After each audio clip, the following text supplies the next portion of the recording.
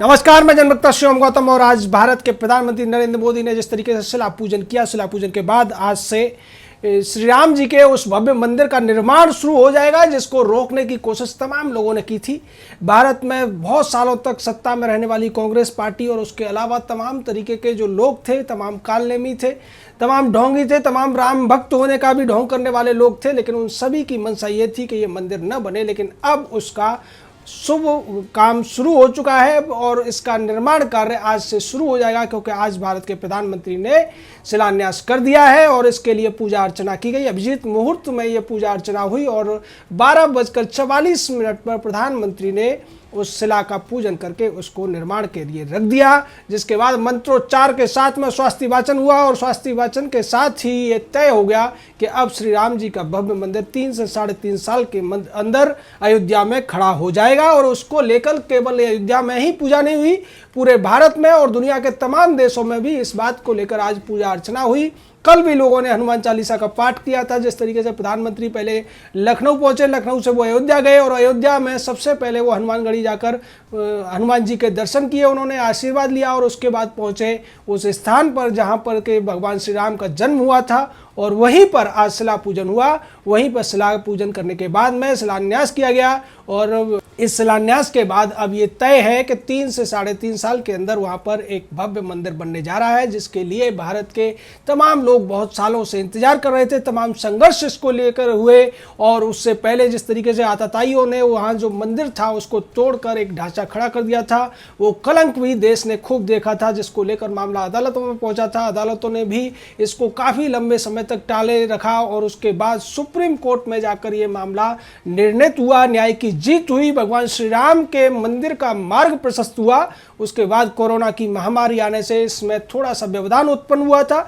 मंदिर ट्रस्ट ने इसको लेकर काफ़ी गंभीरता दिखाई और लोगों से आह्वान किया कि वो अपने आराध्य श्री राम के मंदिर बनवाने के लिए खुलकर दान दें। और इसके लेकर जो अब तक खबर है 50 करोड़ के करीब धन इकट्ठा हो चुका है। पत्थर पहले से ही आ चुके थे और कई सालों से पत्थरकार सेवकपुरम में इंतजार कर रहे थे कि कब भगवान श्री राम का मंदिर बनेगा और कब हमें उन मंदिरों के रूप में देखा जाएगा, लोग हमारे दर्शन करेंगे। और इसी इंतजार में वो पत्थर भी थे, वो जो शिल्पकार थे जो उन पत्थरों को तराश रहे थे, उन सभी का ये मंशा थी कि जल्दी से जल्दी ये मंदिर निर्माण हो। करोड़ों लोगों की ये मंशा थी और उस मंशा को आज पूरे होते हुए पूरे भारत ने देखा। इसको लेकर पूरे देश में जो जश्न का माहौल था, कल भी जश्न का माहौल था और आज तो जिस तरीके से जगह जगह पूजा अर्चना हुई, तमाम जो यज्ञ हुए, हवन हुए और उसका साक्षी आज हम भी बने। हम लोगों ने भी आज बड़ा हवन किया और इसको लेकर आज हमने भी उस संकल्प को दोहराया कि मंदिर जरूर और जल्दी बनना चाहिए। इसको लेकर भारत के प्रधानमंत्री ने आज श्री गणेश कर दिया है। उसके बाद अब सभी लोग तत्परता से उस मंदिर के निर्माण में लग जाएंगे और देखते ही देखते 3 साल के अंदर ये मंदिर भव्यता को प्राप्त कर लेगा और उन सभी लोगों के लिए एक बहुत बड़ा ये झटका होगा, बहुत बड़ा एक प्रहार होगा जो ये कामना करे हुए थे कि ये मंदिर नहीं बने, इसको लटकाया जाए। कोर्ट के अंदर इस तरीके से फैसला आने के बाद भी कई लोगों ने इसमें व्यवधान उत्पन्न करने के लिए पुनरीक्षण याचिकाएं लगाने की कोशिश की, लेकिन सुप्रीम कोर्ट ने उन्हें भी खारिज कर दिया। और उसके बाद अब ये जिम्मेदारी उत्तर प्रदेश राज्य सरकार और साथ ही साथ मंदिर के लिए जो ट्रस्ट बनाया गया है उसके लोगों की है, उन सभी शिल्पकारों की है, उन सभी मेहनतकश मजदूरों की है जो इसके काम में जुटेंगे। ये भी एक बड़े सौभाग्य की बात होगी। जिस तरीके से आज भारत के प्रधानमंत्री के तौर पर नरेंद्र मोदी को यह सौभाग्य मिला और उन्होंने विनम्रता के साथ जिस तरीके से साष्टांग दंडवत करते हुए उस स्थान का जो धूली है उसको माथे पर लगाया। यहाँ ये बात बताना बहुत जरूरी है कि प्रधानमंत्री होते हुए नरेंद्र मोदी 6 साल में पहली बार राम मंदिर के उस प्रांगण में गए, क्योंकि उन्होंने एक प्रण किया हुआ था कि मैं वहां पर तभी जाऊंगा जब मंदिर निर्माण का कार्य शुरू हो जाएगा। और ऐसा करते हुए वो प्रधानमंत्री रहते हुए भी उन्होंने इस वचन को निभाया। उससे पहले गुजरात के मुख्यमंत्री थे तब भी उस वचन को निभाया और उनके बारे में ये कहा जाता है कि वो जो संकल्प करते हैं उसको मानते हैं। एक बार उन्होंने संकल्प किया कि विधानसभा में तब तक नहीं घुसूंगा जब तक मुख्यमंत्री नहीं बनूंगा, तो विधानसभा में नहीं गए वो। और उसी तरीके से संसद में भी, संसद के लिए कभी चुनाव उन्होंने नहीं लड़ा और जब लड़ा तो उसका भी संकल्प था कि जब प्रधानमंत्री बनूंगा तभी संसद के लिए लोकसभा का चुनाव लड़ूंगा।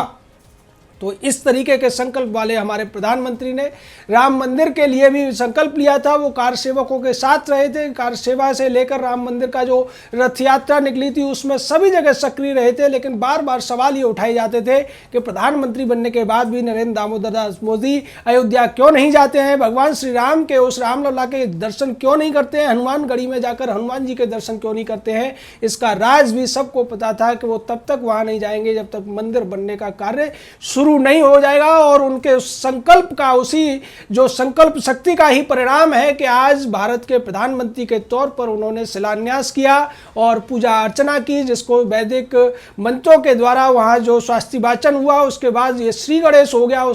और इस श्री गणेश के साथ ही ये तय हो चुका है कि अगले आने वाले 3 सालों में, यानी कि हम उम्मीद कर सकते हैं कि 2023 के दिसंबर से पहले ये मंदिर बनकर तैयार हो जाएगा, क्योंकि कहा यह गया है कि 3 से 3.5 साल का समय लग सकता है। लेकिन निश्चित तौर पर 2023 की जब दिवाली आएगी तो राम भक्त अपने भगवान श्री राम का जो आराधना है, अर्चना है, पूजा है, वो श्री राम जी के उस जन्म स्थान के भव्य मंदिर में ही कर पाएंगे।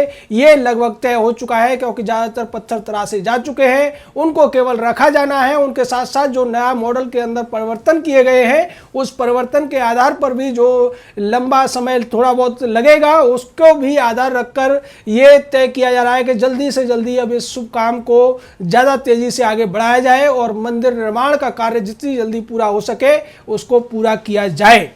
आज प्रधानमंत्री नरेंद्र मोदी के अलावा वहां पर उत्तर प्रदेश की राज्यपाल आनंदीबेन, आरएसएस के प्रमुख मोहन भागवत और उत्तर प्रदेश के मुख्यमंत्री योगी आदित्यनाथ, उनके अलावा तमाम संत और बहुत से लोग भी वहां उपस्थित थे।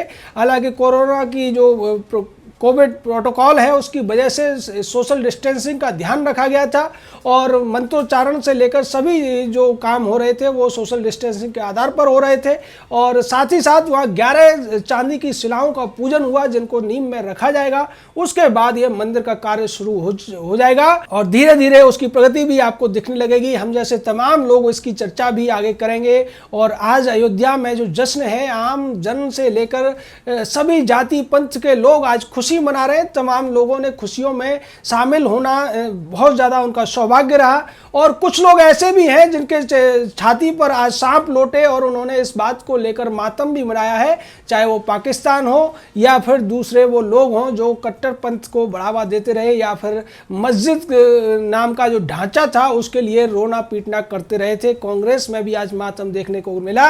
कांग्रेस कहने को तो कई तमाम कांग्रेसियों ने श्री राम जी के मंदिर का स्वागत किया और राम भक्त होने का नाटक भी किया, लेकिन अंदर खाने सबको पता है कि कांग्रेस पार्टी कभी नहीं चाहती थी कि श्री राम जी का मंदिर वहाँ बने। हालांकि कांग्रेसी ये कहते नजर आते हैं कि राजीव गांधी ने ही ताला खुलवाया था, लेकिन वो ये भूल जाते हैं कि केवल ताला खुलवाने से कुछ नहीं होना था। ताला तो बाद में लगा था, अंग्रेजों ने लगाया था, उससे पहले तो वहाँ पूजा हुआ करती थी। अगर वास्तव में प्रधानमंत्री होते हुए राजीव गांधी को कुछ करना था तो उस जगह को मंदिर में परिवर्तित करना चाहिए था। और राजीव गांधी ने ताला खुलवाकर एक फिर से विवाद जब उत्पन्न हुआ तब वो पीछे हट गए थे। बाद में कांग्रेस की सरकारों ने जो रवैया अपनाया उसकी वजह से ये मामला टलता रहा। कांग्रेस तो यहाँ तक कहती थी, जब राम सेतु का मामला सुप्रीम कोर्ट में पहुंचा था तो कांग्रेस ने कह दिया था कि राम जी का जो अस्तित्व था, जो वजूद था, उसके कोई प्रमाण नहीं है। इस तरीके की बातें करने वाली कांग्रेस आज मातम मनाती हुई नजर आ रही है। मातम वामपंथियों ने भी मनाया, मातम कुछ लाल हरे चैनलों ने भी और उनके तथाकथित निष्पक्ष पत्रकारों ने भी मनाया। लेकिन मातम मनाने से होता क्या है? आप मातम मनाते रहिए, हम मंदिर बनाते रहेंगे और वो दिन जल्दी ही आएगा जब मंदिर में जाकर हम पूजा अर्चना भी करेंगे। वहाँ मंदिर में घंटा भी बजेगा, वहाँ आरतियाँ भी होंगी, वहाँ दीपक भी जलेंगे, वहाँ हवन भी होंगे, सब कुछ होगा। और भारत के 100 करोड़ से ज्यादा हिंदुओं की आस्था का जो एक पुंज है भगवान श्री राम, उनकी आस्था के तौर पर जिस तरीके से लोगों ने एक संकल्प लिया हुआ था, और ज्यादातर लोग तो बुढ़े भी हो चुके हैं। कई कार सेवक जो अब तक इंतजार कर रहे थे, कई ऐसे लोग हैं जिन्होंने लंबे लंबे व्रत लिए थे। किसी ने पानी छोड़ा हुआ, किसी ने खाना छोड़ा हुआ था, किसी ने फल छोड़े हुए थे, किसी ने मिठाई छोड़ी, तो इस तरीके की बातें थी। और ये सारी बातों का आज पूरी तरीके से समापन होता हुआ नजर आ रहा है, क्योंकि अब मंदिर निर्माण का मार्ग प्रशस्त है। 3 साल के भीतर ये मंदिर बन जाएगा, जिसका नया मॉडल भी सामने आ चुका है। और उस मॉडल की भव्यता को देखकर ही मन मुग्ध हो जाता है। जिस तरीके से लाल पत्थर का इसके अंदर इस्तेमाल किया जाएगा और तमाम देश के विदेश के जो शिल्पकार हैं, जो कलाकार हैं, उनको बुलाया गया है कि वो अपनी कला का इसमें जो भी योगदान दे सकते हैं वो दे। साथ ही साथ तमाम लोगों से भी इसके लिए ट्रस्ट की तरफ से आग्रह किया गया है आप इसके लिए जो भी योगदान देना चाहते हैं दे सके। और अब उन लोगों के मुंह पर भी ताला लग जाएगा जो ये कहा करते थे कि पूरे देश से ईंटें इकट्ठी की गई थी, वो ईंटें कहाँ गई। ईंटें भी रखी है कारसेवकपुरम में, हमने भी जाकर देखा है, लाखों ईंटें वहां रखी हुई है जिस पर जय श्री राम लिखा हुआ है। लोगों ने गांव से, कस्बों से, शहरों से, सभी जगह से उन ईंटों को वहां भेजने का प्रबंध किया था और आज वो सभी ईंटें नींव में वहां पर रखी जाएंगी। उसके बाद जो भव्य, चूंकि मंदिर पत्थरों से बनना है, पत्थरों के जो नक्काशीदार पत्थर उसमें लगाए जाएंगे, तो जो ईंटें वहां पर इकट्ठी हुई थी उनको नींव में इस्तेमाल किया जाएगा और उन लोगों का भी ये सौभाग्य होगा कि उनके हाथ की गई हुई ईंट श्री राम जी के उस भव्य मंदिर में लगने वाली है।